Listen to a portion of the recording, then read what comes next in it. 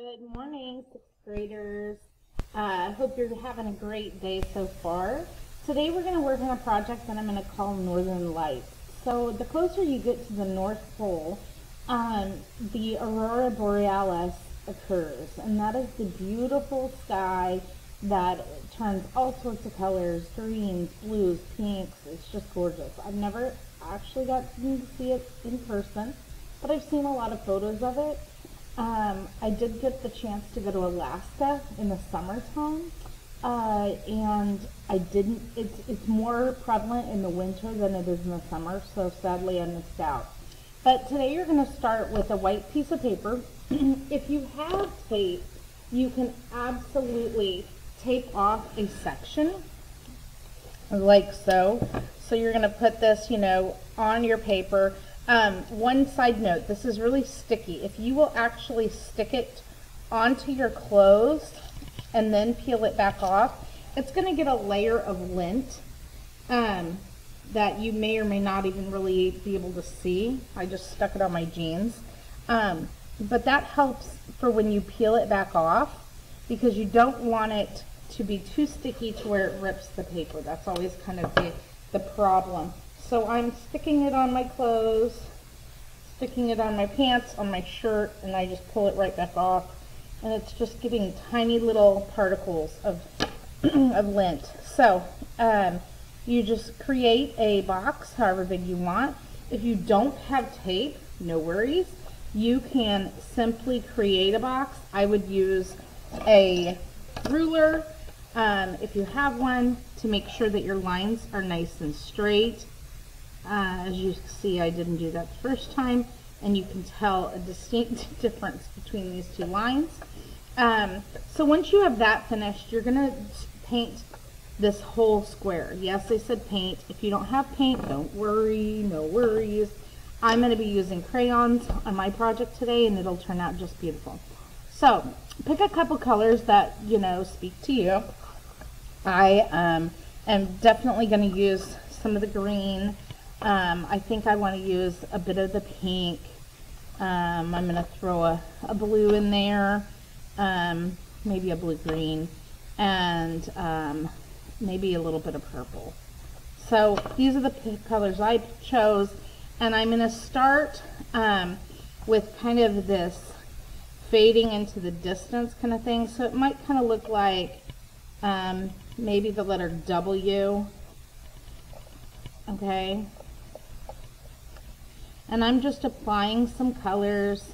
I want to blend these colors, and I want to layer them. But right now, my focus is to color the entire square. So step one, create a square and color the entire square.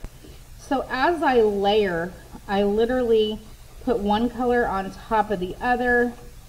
That's pretty blue. I may switch this up because the whole idea of the Aurora Borealis is that you have colors that you typically don't see. Yes, this one's much better. This one's kind of a bluish green.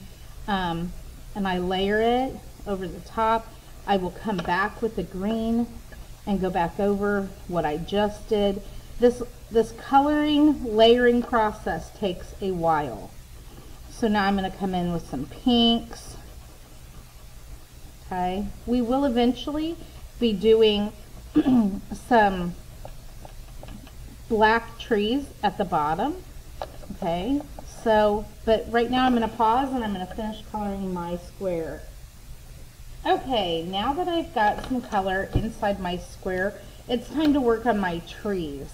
So my trees are going to start with just a solid black line. Sorry.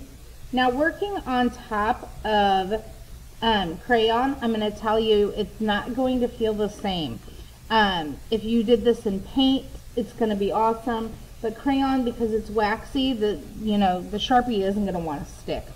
Starting at the top, we're going to work on some diagonal motions.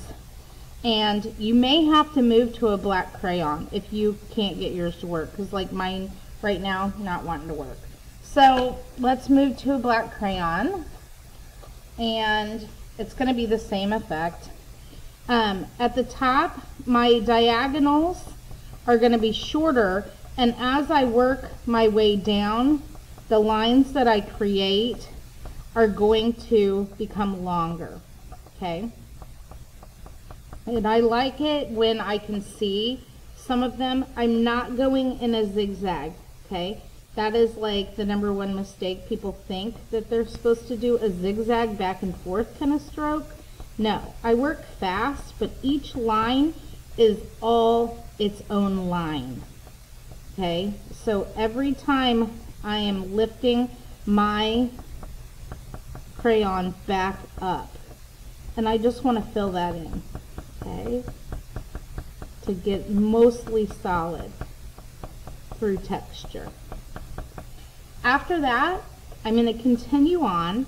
This next tree, I'm going to make it a little bit smaller, shorter, I should say, okay, and again, bringing that out a bit farther. When I come down, the top part is quite short, and then as it's actually going to overlap with the tree next to it, that's what you want it to do. And you're going to keep working trees all the way across.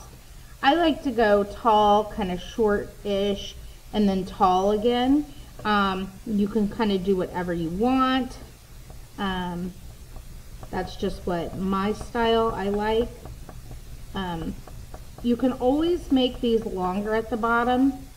It's hard if you accidentally get it too long too soon, because then you have a problem. So I like to kind of keep it short at first sometimes, and then work longer. And so now you can see I already have a couple trees finished. So you're going to keep working over, and each time when I, draw my vertical line, I can make them taller and taller. All right? And this is called Northern Lights. I hope you enjoyed it. I hope you have a great day.